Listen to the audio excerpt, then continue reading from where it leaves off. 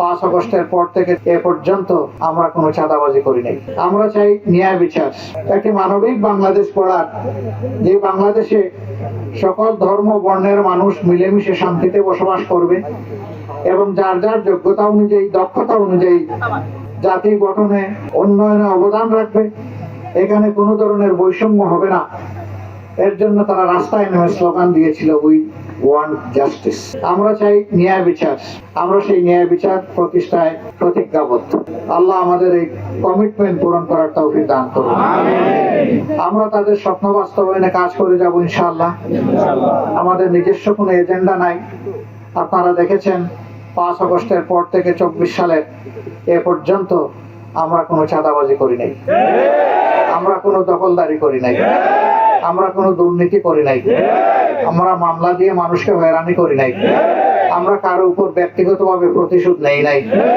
বরঞ্চ আমরা চেয়েছি একটি শান্তির বাংলাদেশ গঠন করার জন্য জাতিকে ঐক্যবদ্ধ করতে। আমরা আমাদের জাতিকে বিভক্ত করতে দেব না। এই বিভক্তির অবসান ঘটানোর জন্যই আমরা 10টি দল একত্রিত হয়েছে।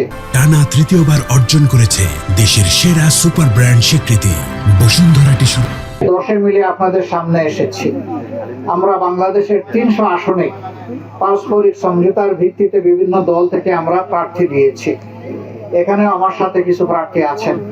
বিশেষ করে এই আসনে 10 দলের পক্ষ থেকে যাকে দেওয়া হয়েছে, একজন মুফাসসিরে কোরআন, বিশিষ্ট আলেমে দ্বীন, সারা বাংলাদেশের মানুষ যাকে মহব্বত করে, যাকে চিনে, সেই রকম একটা কণ্ঠ, একটা ব্যক্তিত্ব আপনাদেরই এক সন্তান আপনাদের কাছে আমরা দিয়েছি।